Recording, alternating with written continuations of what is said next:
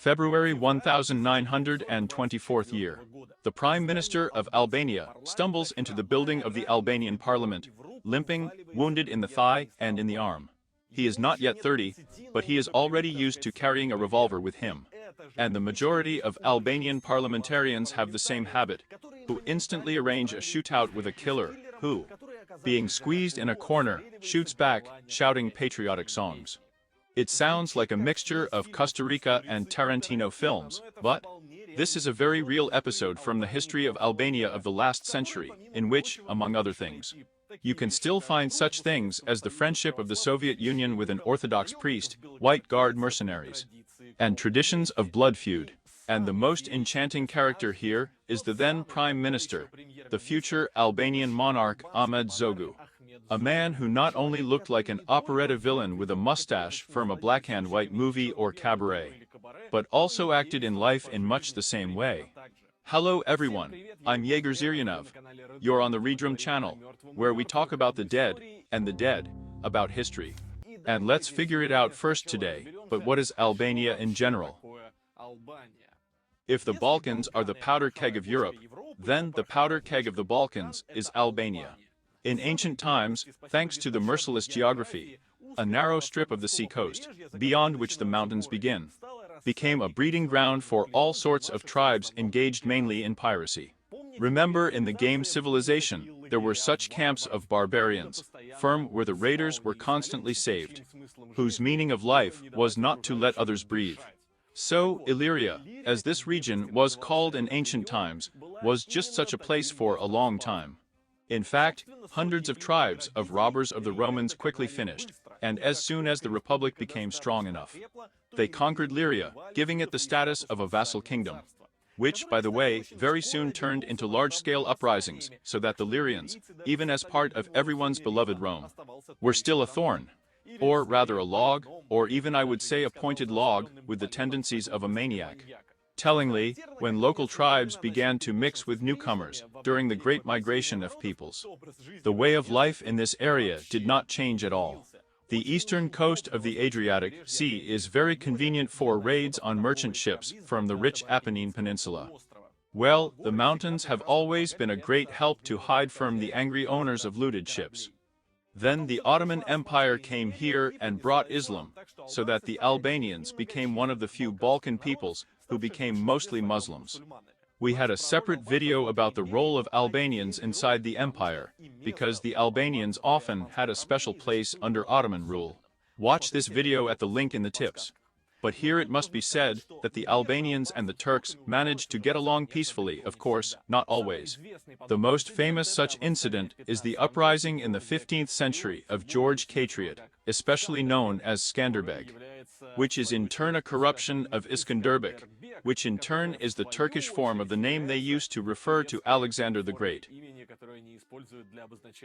Yes, Katrioti was taken hostage by the Ottomans as a boy, converted to Islam, fought in the Sultan's army, became famous in it for his bravery, and received his nickname in honor of this.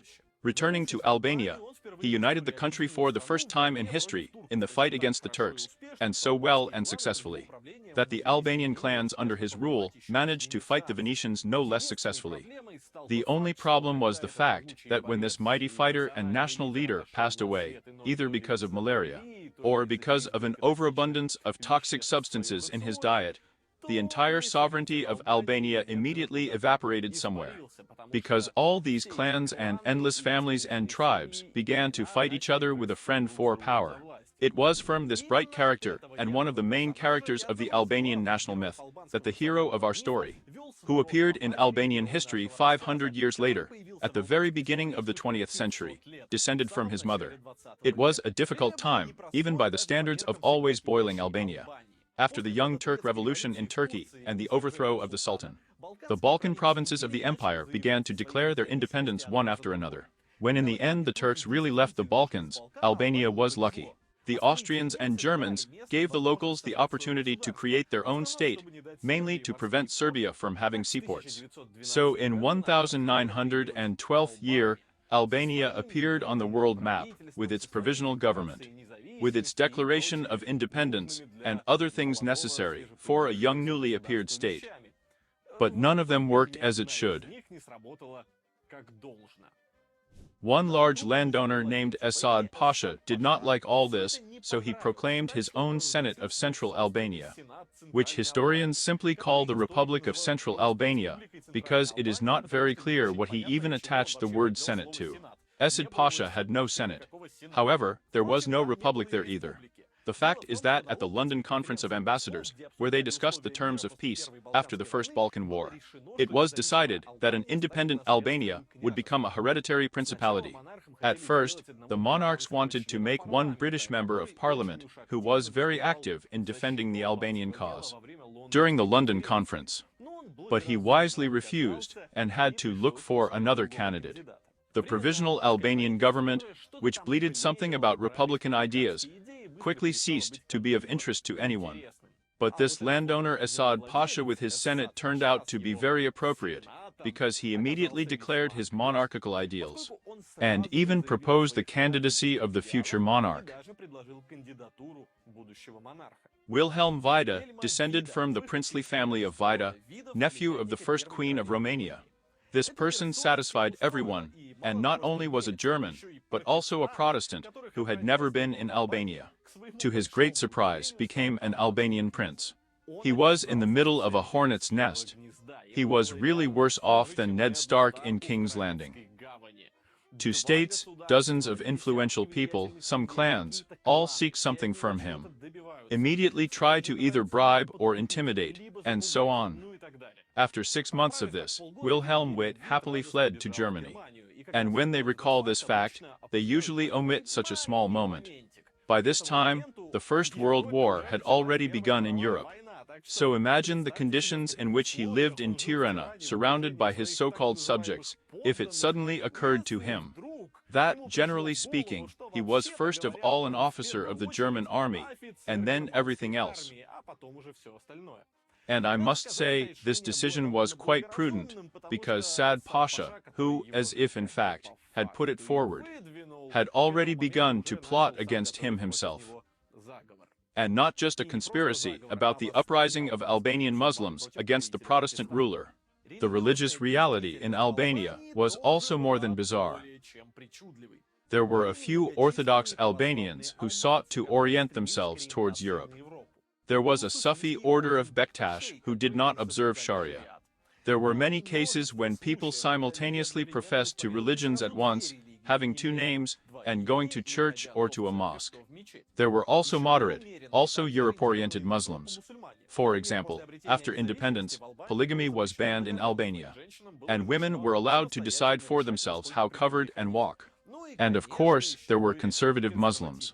It was against the background of all these events and contradictions that the political career of our hero began, who was named Ahmet Bey Mukhtar Zagali at birth, and he will go down in history as Ahmet Zogu, the first president and the first king of Albania. On his mother's side, as I have already said, he was from the legendary Skanderberg family, and on his father's side, he came from the Bey dynasty hereditary rulers. So he inherited the governorship, an entire province under management. It doesn't sound so bad, but it just happened in 1911, when everything was already boiling in Albania. Ahmet was 15 years old. He led his province through all the vicissitudes of the uprising and the civil war, and eventually became one of those who signed the Declaration of Albanian Independence. Then there was a sudden turn in Ahmet's life, of which there were many in his biography. He suddenly volunteered for the First World War as part of the army of Austria-Hungary. However, the young man was not really allowed to fight, even though he had graduated from the Turkish military academy before. Instead, he was held for several years at the military academy in Vienna, where the Austrians hoped to raise an ally in the Balkans after the war. On this occasion, he was even awarded the rank of colonel and invited to Vienna for the coronation of the new Emperor Charles.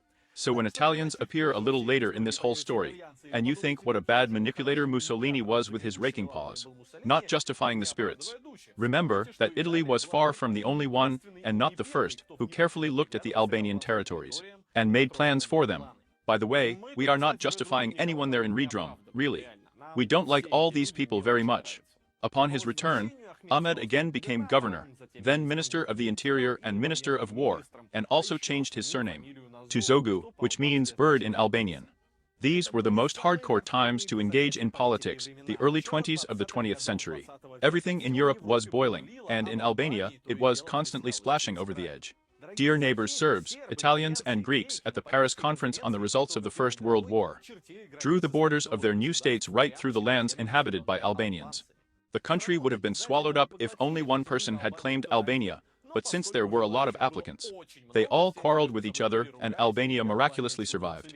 But Albania could not represent itself on its own in the international arena because it was formally a monarchy, which formally had a monarch who, by the way, even survived all the battles of the First World War, by the way. The only problem was that no one took this monarch seriously. Yes, all this time Wilhelm II remained an Albanian prince and called himself that. Formally, he generally existed in this status for 11 years. But the Paris Conference ignored his claims to the throne and 4 connections, apparently, with the Germans. Many neighbors, of course, volunteered to help Albania determine its status, and Italy was the most active of all, which naturally introduced troops into the country, conspiring with some of the ministers. The rebellious Albanians besieged the Italian army, which had to die of malaria for several months. And the Italians had to withdraw from Albania and reluctantly recognize its borders. The Albanian 20s could be an illustration for the word chaos in some explanatory dictionary. There was an absolute political mess going on there. In December of the 21st year alone, the premiership changed hands 5 times. Then Ahmet Zogu seized power, who became prime minister.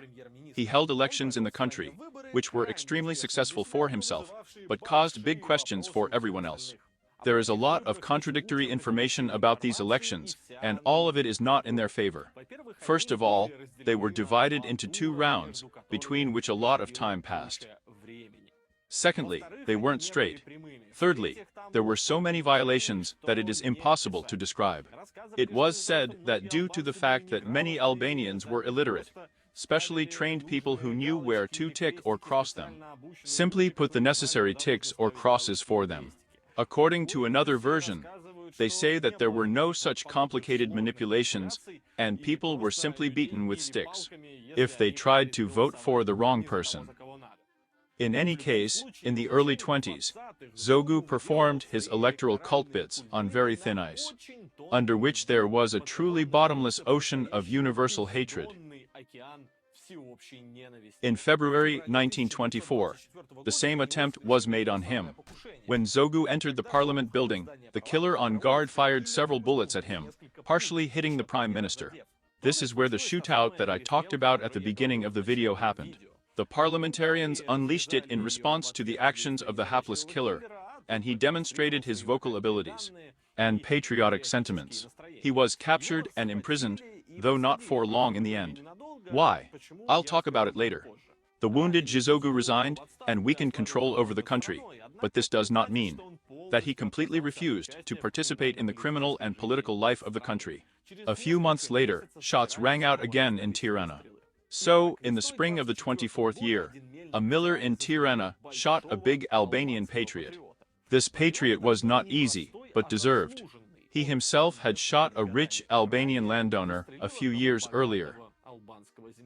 And yes, this rich Albanian landowner was the same Asad Pasha, the maker, so to speak, of kings on an Albanian scale. Everyone here was terribly outraged, because everyone believed that it was Ahmet Zogu who organized the political murder of his competitor, disguising him as a blood feud, as, generally speaking, they often did then. Albania was on fire entirely. The June Revolution began.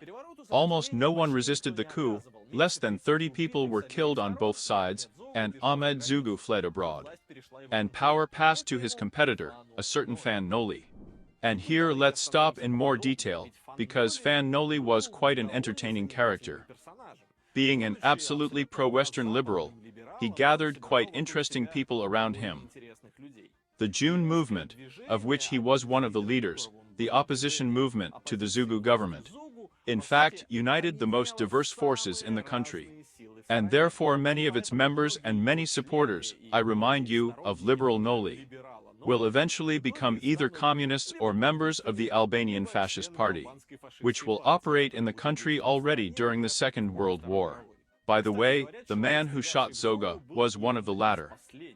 And the fact that it was Noli's government that released him from prison and expelled him from Albania, will become an argument for many who will say that Noli supports terrorism.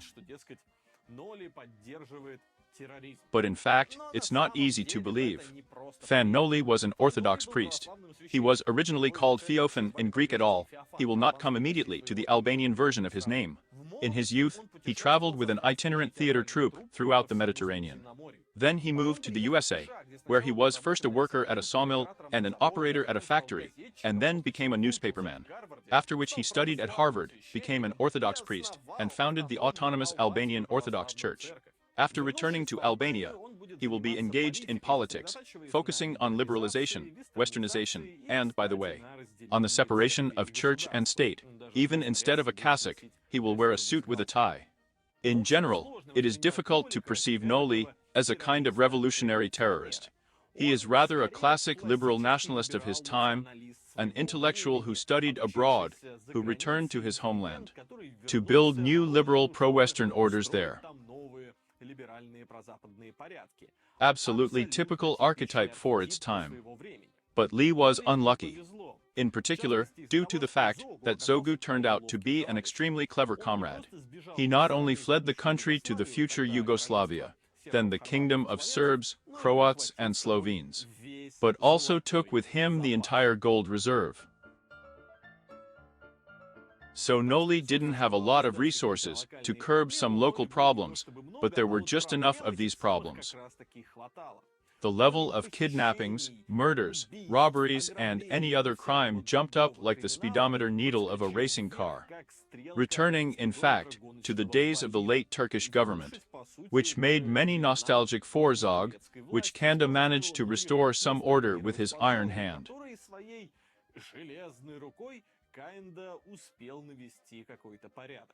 Noli got a poor, conflict-torn, and essentially robbed country that was still in international isolation.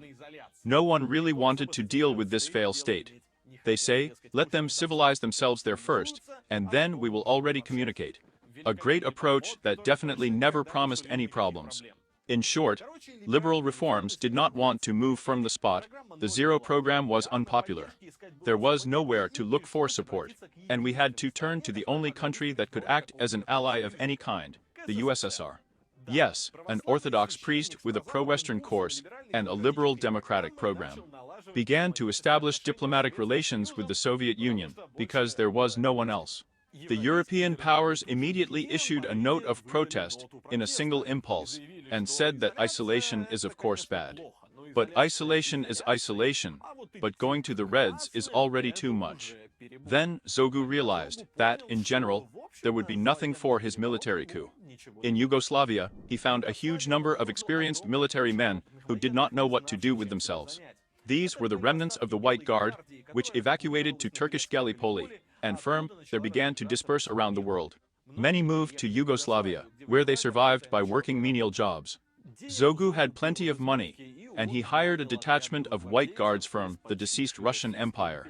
These were people who had been through hell, and were ready to fight in any conditions, especially since in the future Yugoslavia, they had to do all sorts of strange work. For example, one colonel from Adigea painted lampshades at the factory. When he was offered to fight for good money instead, he happily agreed. And there were such stories. There was a car and a small cart. The only condition that the White Guards set for their employer was to pay them in gold, and not with some kind of paper. But he just had gold. In addition, Zogu hired some more Italians and locals, Serbs, Croats, Slovenes. But in total, there were not many of these people. The number of the detachment barely exceeded 100. However, it was not important at all, because, firstly, the Albanian army was catastrophically poorly armed, and secondly, it was unclear to whom it was subordinate. A few months after Zog's departure, his supporters overthrew the new government, and the border units immediately switched sides with him. About 1,000 regular units tried to attack his detachment, but, being poorly trained and poorly armed, they lost with a rout, and 400 people were captured to 100. This is a victory, plus a government coup, plus a mess in the country, plus information confusion. And now Zogu has not actually met any resistance on his way to the capital. When he reached Tirana, he really discovered that Fenoli and his supporters had already fled by boat to Italy. Soon, the Albanian parliament, without much ado, elected Ahmet Zogu as the first president of Albania. The smoothness of the political process was facilitated both by the military lined up along the parliament building and by the pre-prepared political supporters of the new government among the parliamentarians. It is worth mentioning the fate of Zogu's main political rival. Noli did not go anywhere and constantly created all sorts of political associations that acted against Zogu abroad. Noli even tried to kill Ahmet when he was in Vienna, but the killer did not find out who he needed to kill and shot the bodyguard 3 times in the back of the head. Money quickly became scarce. They had to be taken from the Comintern, and when you take money from Moscow, there are no options left to conduct your own policy. Soon Noli became an ardent Bolshevik of the Leninists, began to associate with the most radical leftists of the Balkans, then went to the Soviet capital and made enthusiastic speeches there. In general, he turned into a great friend of the Soviet Union, and even founded the left-wing revolutionary organization Conor. But in the end, this orthodox liberal, a friend of the Soviet Union, moved in the USA. And there, of course, they immediately began to follow him as a dangerous Bolshevik and tried to cut off all financial oxygen to him. So when Noli became seriously ill, he had no money for treatment. And then his old sworn Albanian enemy suddenly came to his aid. Ahmet Zogu paid all the medical bills of the Red Priest. Although he usually killed his enemies, but as you can see, in some cases, he was incredibly generous. After recovering, Noli suddenly entered the English Conservatory, then wrote a book about Beethoven, and a work about the same Skanderberg, for which he even received a degree from Boston University. The man, in short, was amazing. He died in Florida in the 65th year, having outlived his sworn enemy, probably Zogu, by only 4 years. But let's go back to the 20s. Successful elections at gunpoint allowed Ahmet Zogu to take absolutely dictatorial power. He appointed ministers, appointed a significant chunk of parliament, and generally behaved as he pleased. He either imprisoned most of his political rivals or simply killed them. And with all this, he pursued about the same policy as Fan Noli. The country was agrarian and serfdom, God forgive me, was preserved in it. In general, everything was so bad there that its needs for modernization were obvious to everyone, conservatives, liberals, leftists, rightists, anyone. However, there was no talk of any accelerated westernization. Zogu managed to maintain stability in the country, largely through the use of old, still well-established Ottoman institutions and bureaucratic systems, gradually reforming them and introducing, say, new legal codes there. Another thing is that these changes simply did not reach remote rural gambling regions, that is, most regions. And in these places society continued to live, maybe not in the Middle Ages, but certainly not in the 20th century. Zogu tried to deal with this by building unified systems of roads and hospitals. And, admittedly, he was probably the first one who really tried, and did something, to unite all these different Albanian clans and tribes into a single nation. And he also abolished serfdom, because, well, Komen, the 20th century is in the yard, have you gone there at all? For which, probably, a 3-meter monument was erected to him, in the capital of Albania, in the not-so-distant 2012. Despite all the rather ambiguous details of his biography. But not all of Zogu's attempts to solve problems were equally successful, and here it turned out to be especially interesting with banditry and the tradition of blood feud. The criminogenic situation in the country was such that it was simply life-threatening to leave the house without firearms. Zogu began to fight this decisively, and, in general, in some way even effectively. And the secret is simple. His mercenaries stupidly shot the bandits on the spot, without any kind of trial and investigation. But the second problem has not gone away from this, and in a sense, given the methods of Zogu, it has even worsened. The customs of blood feud have not just not disappeared, the president alone has personally declared blood feud more than 600 times. which, by the way, says a lot about how Albanians usually treated him. Well, it's clear that there was nowhere for love to come from. Albania remained a very poor country, which had neither particularly natural resources, well, almost, nor industry. So we had to take money from the main relatively rich neighbor Italy, where Mussolini, obsessed with the idea of external expansion, came to power, about whom, by the way, we had a separate video, see in hints. Even before the start of his military adventures, Ducci preferred to act by economic methods. He gave Zog loans, for which Italian companies were granted the rights to develop mineral deposits. The terms of these loans were extremely unfavorable. Furthermore, the National Bank of Albania, which printed money, came under the control of the Italians.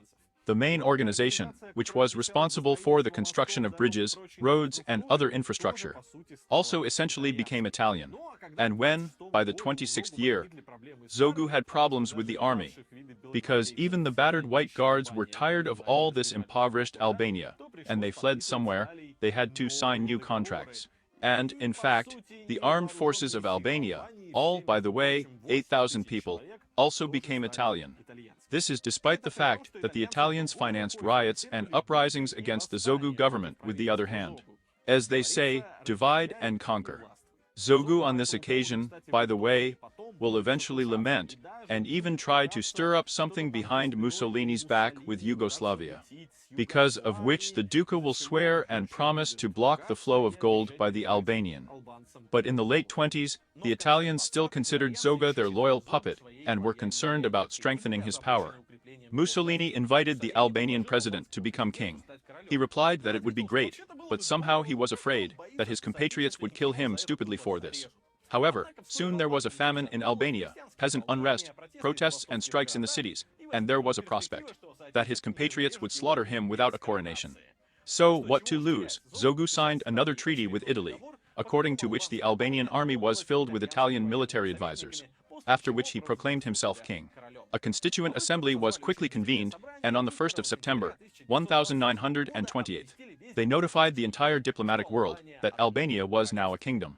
The country was split by a religious issue, so the king swore both on the Quran and on the Bible at once.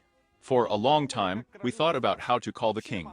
In general, monarchs are usually called by name, but as everyone thought and decided that King Ahmed would look strange in Europe, so they decided to choose a more European name, Zogu I. However, in order to please the Albanians, the king called himself Skanderberg III, because with Konderberg II, the same Wilhelm Weed called himself.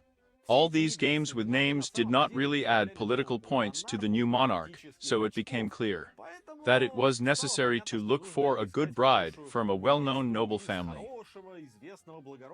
Only Zogu was already engaged to the daughter of an influential landowner. He, of course, immediately announced the breakup of the engagement, for which he immediately received a promise of blood revenge from Daddy, who was very worried.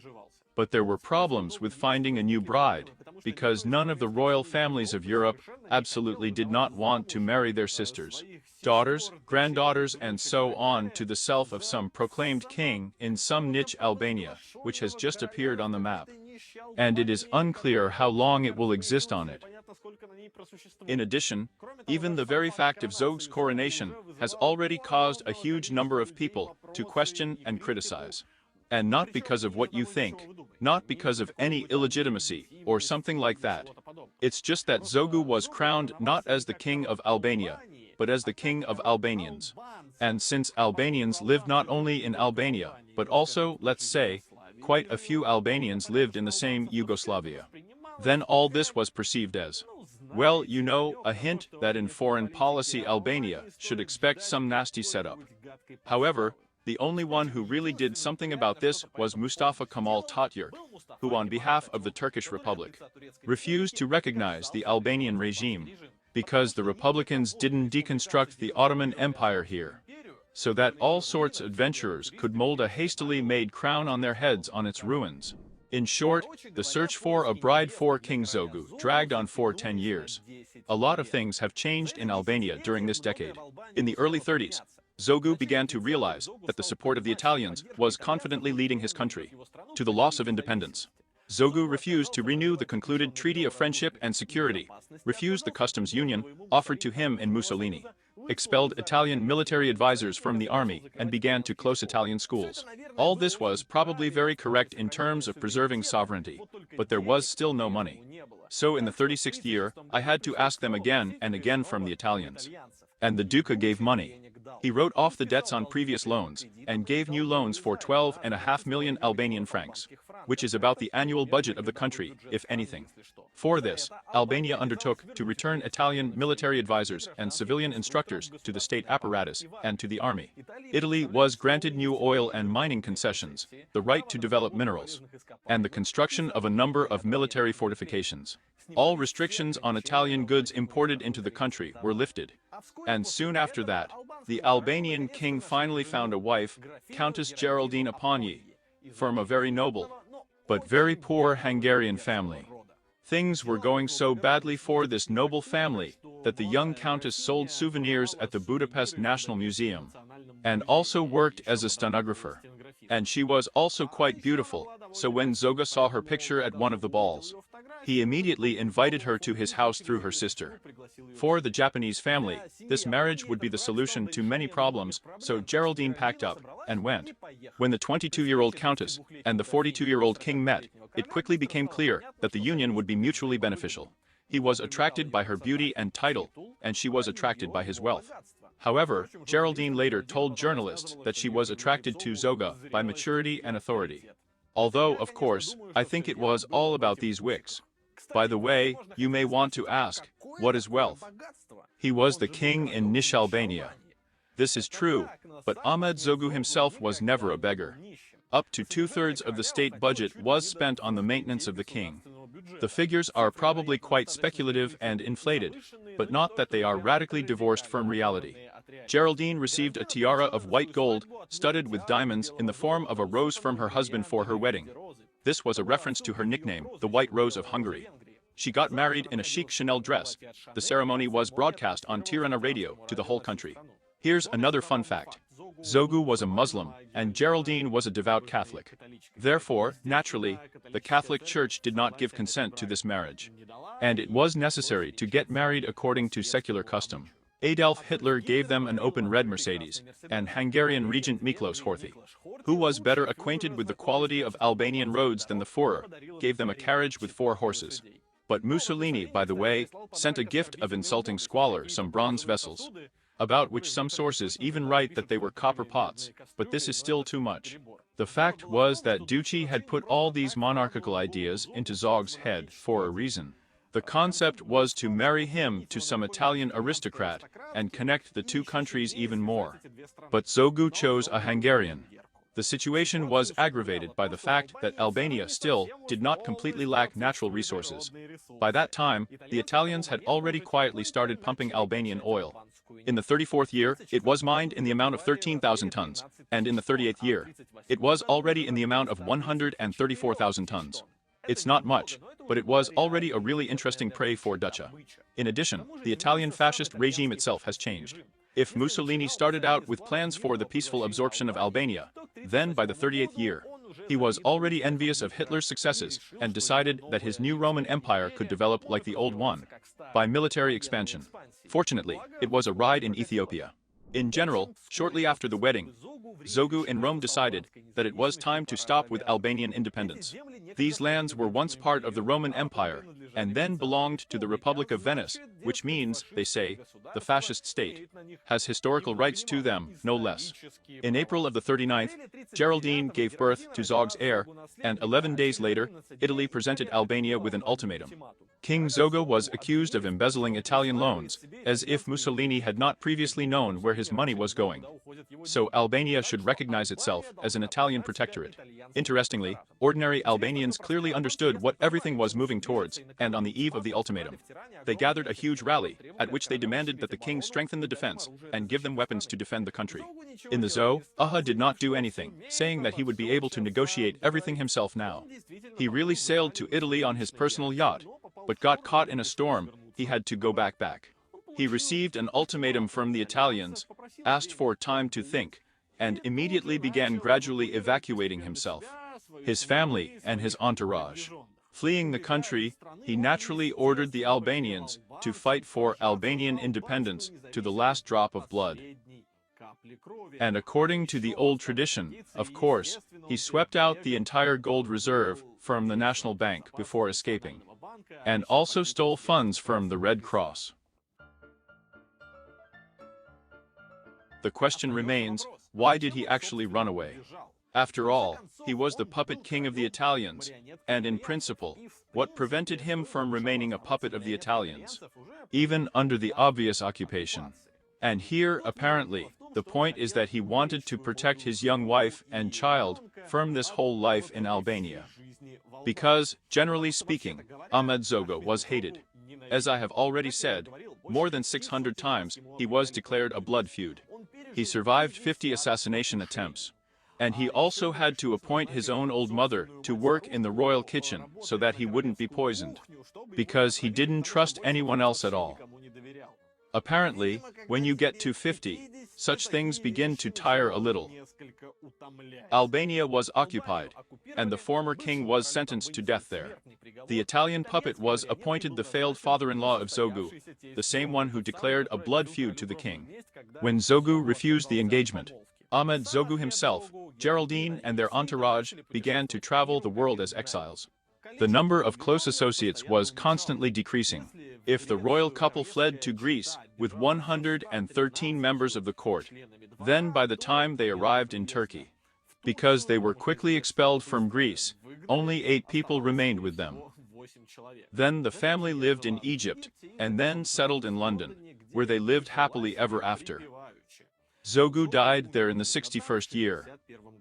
Russian sources, including the Russian Wikipedia, without reference to the source, you will find an amazing story. That the king became impoverished in emigration, and his wife had to support him. They say that Geraldine wrote detective novels, a biography, and supported her husband and children with this money. It turns out such a beautiful story about Cinderella, who took care of the impoverished prince in the end. But it's still a fairy tale. If you search the English language internet, or in any aggregators of scientific articles, you will not find any mention of this story. Just like you won't find any mention of books written by Geraldine. And you know, it's unlikely that Zogu has become impoverished. After all, at first, they lived in a luxurious room in the Ritz, and then they rented a majestic mansion, because, apparently, the money that Zogu stole from his country was enough for them for the rest of their lives. Speaking of money, thanks to those who support us on Boost and on Patreon. You can do it too if you like our content. It really helps us a lot to plan videos and generally be sure that they will always be released regularly. In addition, you can watch videos there much earlier and without advertising integrations. All links are in the description. Thanks to everyone else who watches these videos. Put your likes, subscribe to the channel if you haven't done it yet, and write what you think about this crazy, in my opinion, absolutely story. YouTube comments are also very popular. This is very important for promoting videos. Well, that's it. I'll see you soon.